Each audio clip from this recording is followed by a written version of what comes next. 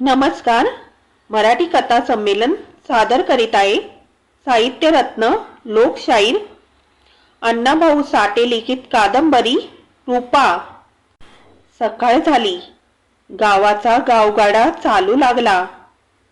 पानवट्याला बायांनी गर्दी केली. पेठेत दुकानं कधीच उघडली होती. ज्योतिबाची पूजा होत होती. परंतु सर्व ठिकाणी रात्रीची चर्चा होत होती. जर रात्री ती मारामारी झाली असती तर आजचा हा दिवस रक्ताळलेला उगवला असता. तुरुंग भरले असते. दवाखान्यात झिंबड झाली असती. तर काही मडी सरणावर चढली असती. हेच विचार सर्वांच्या डोक्यात घोळत होते. रूपा पेठेत आली होती. ती साखर चहा घेत होती. पण रात्रीचा रक्तपात टळला कसा हे आपणाला कळावं असं तिला वाटत होतं. ती कान लावून ऐकत होती. परंतु रात्री काय झालं असतं नि किती मुर्दे पडले असते एवढंच तिला ऐकू येत होतं. पण ती लढाई एकाएकी तहकूब झाली कशी याबद्दल कोणी काहीच बोलत नव्हतं. अखेर रूपा घराकडे निघाली आणि पुढून सारजाबाई आली. तिनं रूपाला उभी केली. म्हणाली, रूपा, रात्री फार वाईट झालं असतं ग बाई, पण आपला देव बऱ्यावर म्हणून ते संकट आलेलं परत गेलं. रूपा ऐकत होती. तिनं विचारलं, पण ती पेटलेली आग एकदम कशी विझली? तो दिनूचे वडील नि धोंडीबा डगांना यांनी शहाणपणा केला. सारजाबाई म्हणाली, म्हणून ती डोंबाळा झालेली आग विझली, नाहीतर आज तुला पेटेत येता आलं नसतं. म्हणजे? रूपा चमकली. सारजाबाई म्हणाली, जर ती हाणामारी झाली असती तर आज पोलिसांनी गाव भरला असता नि तूही या खटल्यात गोवली गेली असतीस.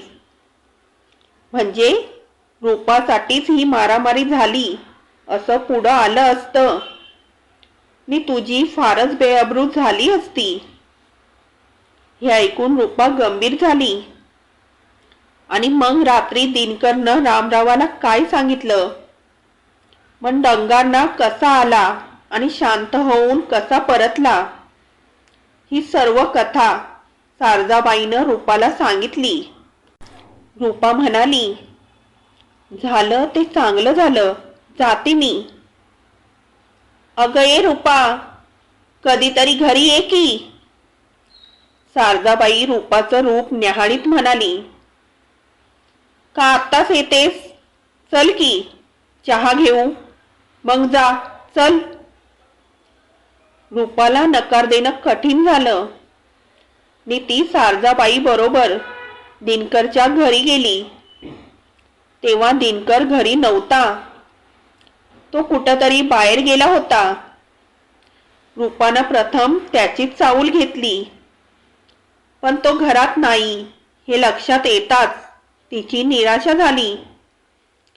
परंतु ती मूळचीच हसरी असल्यानं सारजाबाईशी हसूनच बोलत होती आणि सारजाबाईला बरं वाटत होतं.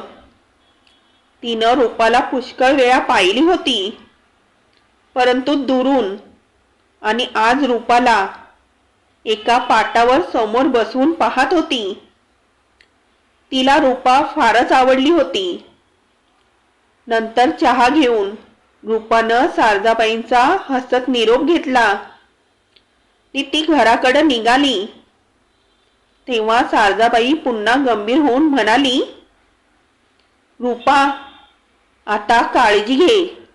एकटी कुठं फिरू नकोस, कारण साप दुखावला आहे.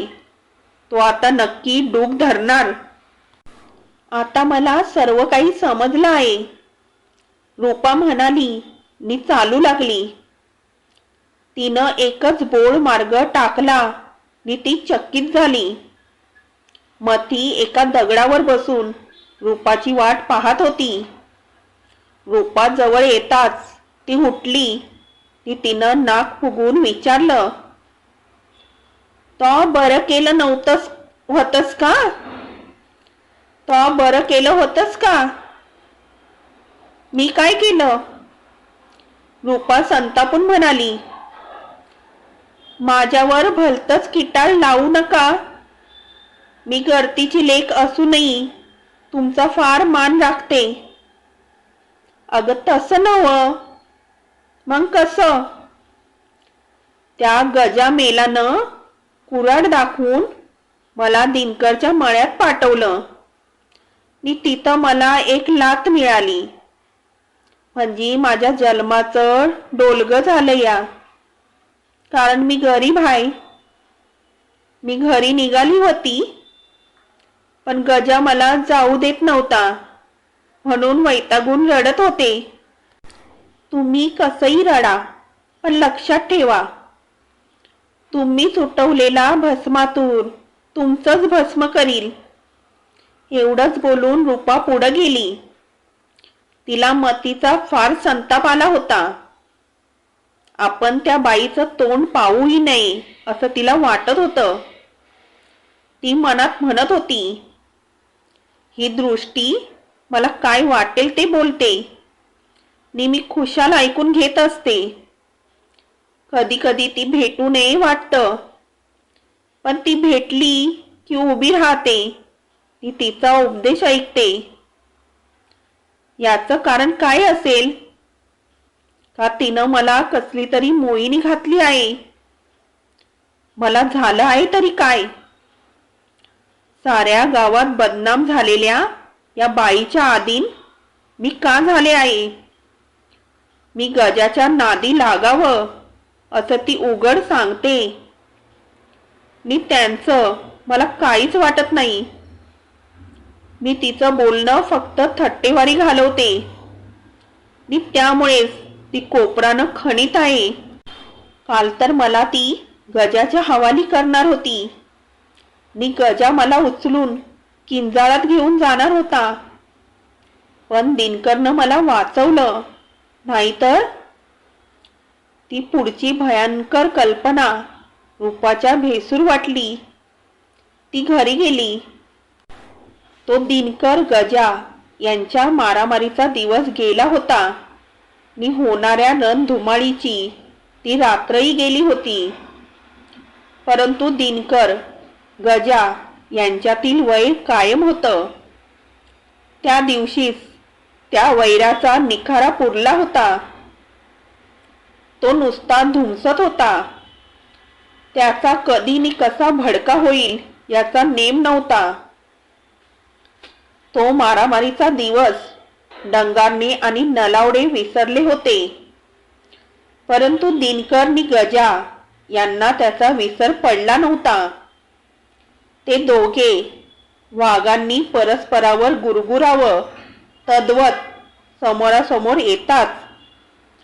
त्यांचे बाहू स्फुरत होते. गजाई अलीकडे बंदूक घेऊन हिंडत होता. मी रामराव नलावड्याचा निर्वेश करीन तरच डंगारण्याचं नाव सांगेन, अशी त्यानं भयंकर प्रतिज्ञा केली होती. आणि दिनकर म्हणत होता, माझी बंदूक लोड केलेली असते, पण मी गजाला गोळी घालणार नाही. कारण जे माणूस गुळानं मरतं त्याला विष कशाला हवं? जर गजानं माझ्यावर पुन्हा चाल केली तर मी त्याला बंदुकीच्या दस्तानं बडवीन. मी इतकं बडवीन की तो पुन्हा कधीच नाव काढणार नाही. दिनकरनी गजा यांच्या त्या दोन बंदुका पाहून लोकांची खात्री झाली होती की लवकरच या गावात पुन्हा आग लागणार. नि कारणाशिवाय नलावडे नि डंगारने कुठून मरणार. गजा आपली बंदूक घेऊन तालमी पुढे येऊन पाराकडे निघाला होता. गुंडा वाण्याच्या दुकानात बसलेल्या रावजी खोतानं हाक मारून त्याला उभा केला आणि विचारलं, गजा, तू हे बंदुकीचं धूड कशापायी वागवीत असतोस? तुला बंदुकीत गोळी कशी भरत्यात ते तरी ठाऊक आहे का? अरे 2 दणक्यात तुझी वाचा बसली होती. नि आता जर परत तू दिनकरची कळ काढशील तर तुला चांगला दणका बसल याचा विचार कर. जा जा, दणक घ्यायचं नि द्यायचं मला ठाव हाय. असं उत्तर देऊन गजा पाराखाली गेला. पाराखाली एक थडगं होतं. त्यावर बसला आणि त्याच वेळी देवळाकडून भाऊ मगदूम आला.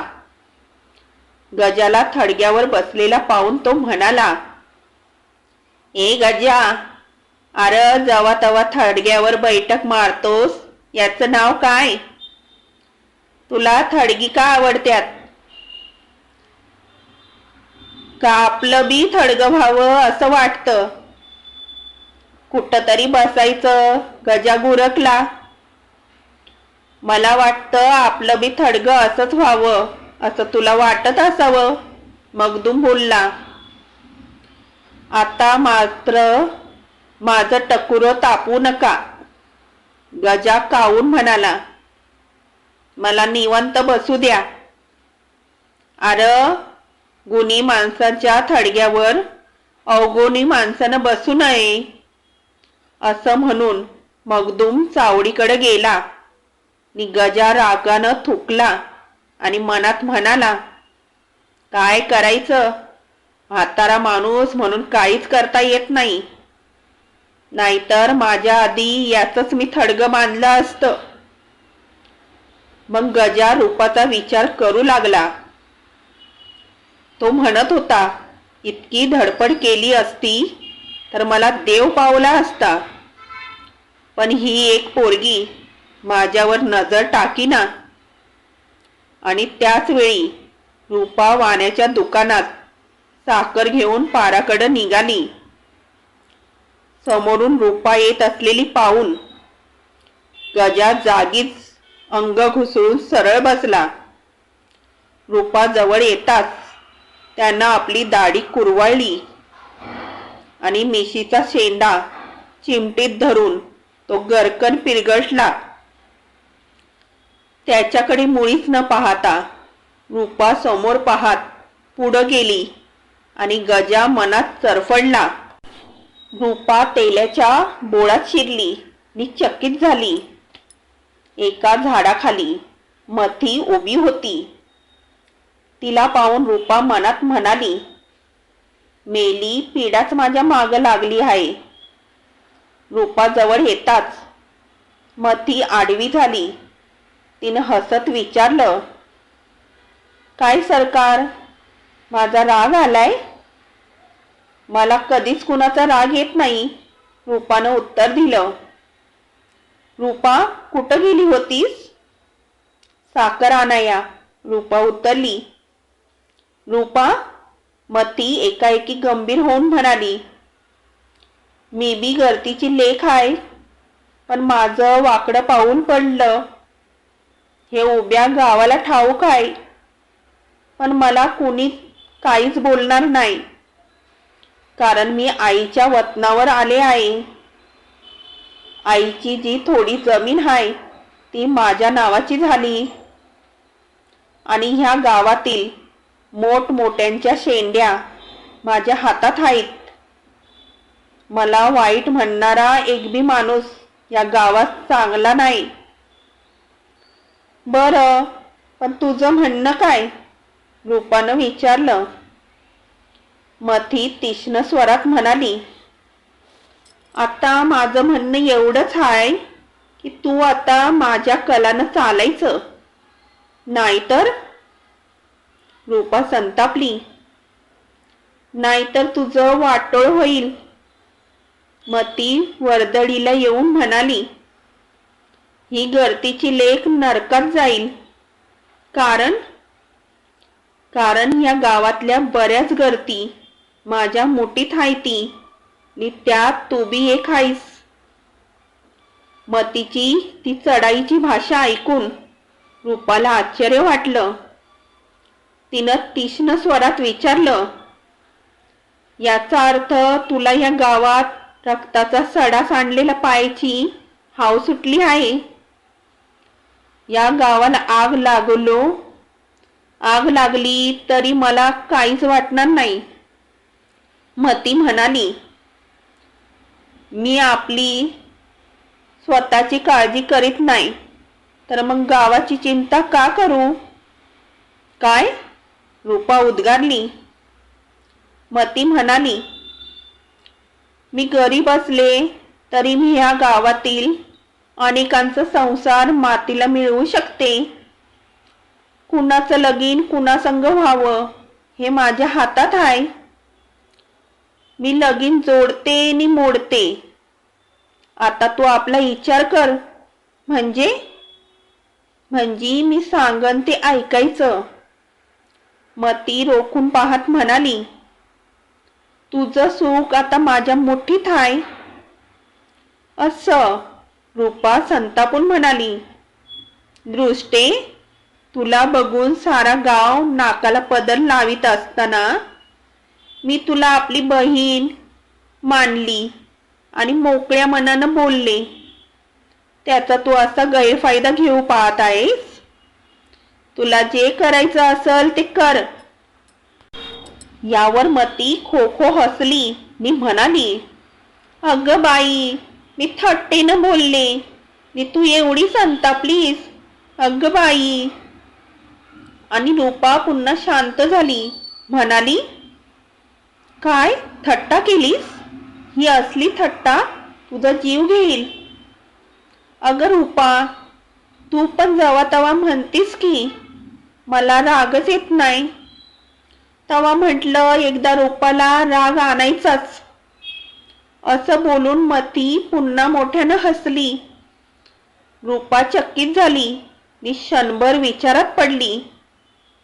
ती मनात म्हणाली, कशी बाई आहे.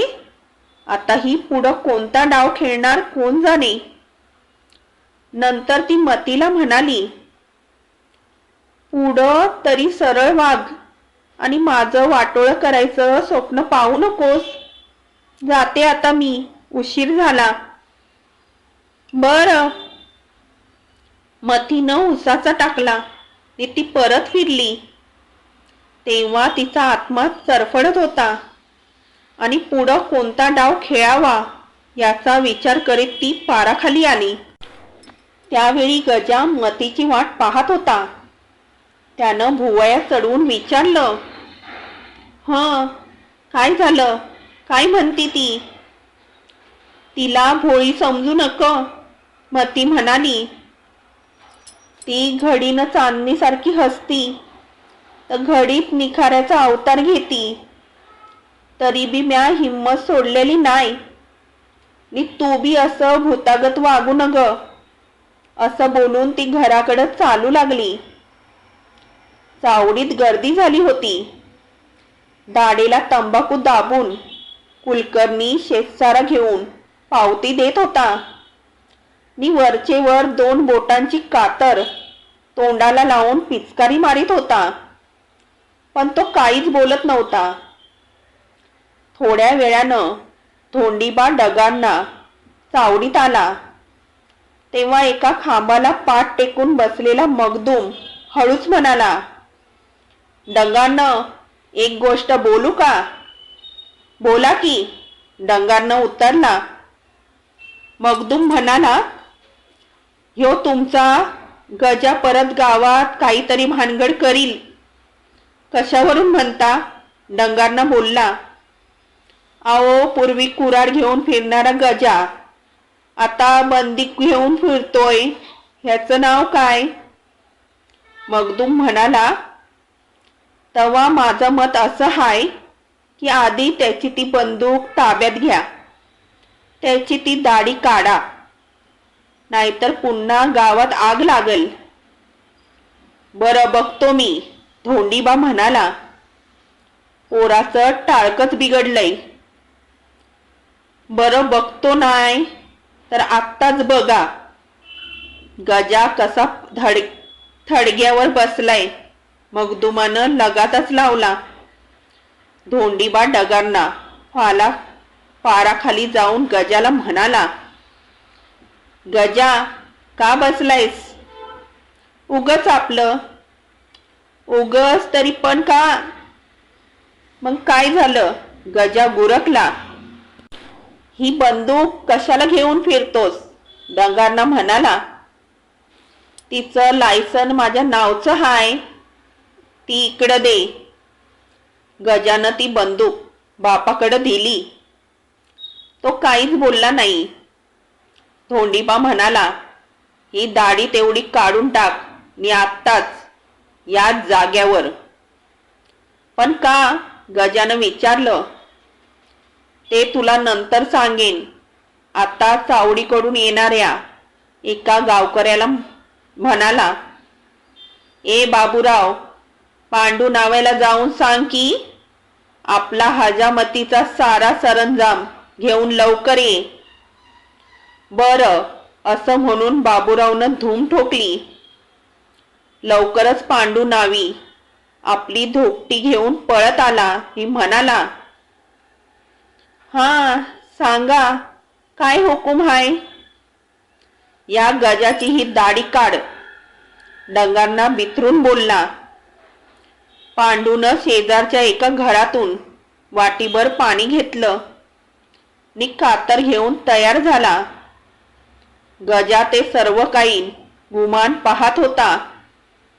तोच पांडूनं प्रथम कात्रीनं ती गजाची दाढी कुराना गत कापून काढली नि मग कातर ठेवून दाढीला पाणी लावून वस्तारा काढला. हा हा म्हणता त्याची दाढी साफ करून तो मोकळा झाला नि धोपटी घेऊन उभा झाला आणि म्हणाला, पुढं बोला, दुसरं काय? काय नाही, आज तू गजाला माणसात आणलास, पळ घराकडं. धोंडीबा मग आपल्या दाढीच्या केसाकडं पाहत असलेल्या गजाला म्हणाला, तू ही साऱ्यांची रक्कम भरून पावती घेऊन घराकडे ये, जा. गजा गुमान चावडीत गेला. तेव्हा चावडीत बसलेली मंडळी आश्चर्यचकित झाली. कुलकर्णी आपलं काम थांबवून म्हणाला, कसं काय डगारनं? तुमच्या दाढीचा उठावा असा एकाएकी कुणी केला? अहो, कुणी म्हणजे नाव्यानं, एक जण बोलला. मगदूम म्हणाला, वाघाच्या मिशीला हात लावायची नाव्याची काय हिंमत आहे? ही दाढी उडवली धोंडीबा डगारण्यानं. नावी तर नावी, जबरदस्त. हे ऐकून सारी चावडी हसली आणि त्या दिवसापासून उभा गाव गजाचा तो गुळगुळीत चेहरा पाहून आता मात्र ह्यो गजा माणसात आला असं म्हणू लागले. तर काही म्हणू लागले, आता गजाचं टकुर ठिकाण्यावर आलं, बरं झालं. तर काहींनी तर्क केला की अरे सुंब जळालं तरी त्याचा पीळ जळत नाही, ह्यो काही करील ह्याचा नेम नाही. दाढीनी बंदूक गेली म्हणून काय झालं? पडील वळण इंद्रिया सकाळा, हे खोटं नाही. काही जण म्हणाले, गजा धोकेबाज आहे, कळीनं गावात फळी पडल हे त्याच्या टाळक्यात येणारच नाही. आणि दाढी गमावून पुन्हा कुऱ्हाड घेऊन गजा तसाच फिरत होता. आता तो सर्व गावावरच नव्हे तर खुद्द धोंडी डगारण्यावरही कडत होता. आणि त्याच दिवशी रूपानी दिनकर यांची भेट झाली. दिनकरनं विचारलं, मती भेटली होती का? भेटली होती. ती मेली, आगलावी. ती माझी कशी पाठ सोडील? ती क्षणभर गंभीर झाली. काय म्हणत होती मती? ती माझ्यावर दुसरं दडपण आणीत होती. म्हणत होती, तू माझ्याशी सरळ वाग, मी जे सांगेल ते गुमान ऐक, तुझं वाटोळ करीन, तुझं लग्न होऊ देणार नाही. पण जेव्हा मी संतापले तेव्हा ती मेली खो खो करून हसली. याचा अर्थ ती हात धुवून तुझ्या मागे लागली आहे. दिनकर म्हणाला, तू सावध राहा, अजून धोका टळलेला नाही. काय करील ती? रूपानं मान तिरपी करून विचारलं. मूर्ख माणसं कोणत्या क्षणी कसला प्रकार करतील याचा नेम नसतो. जा आता. आणि रूपा पुढील धोक्याचा विचार करीत घरी गेली. आणि हा नवा धोका कसला असेल हा एकच प्रश्न ती स्वतःला विचारू लागली.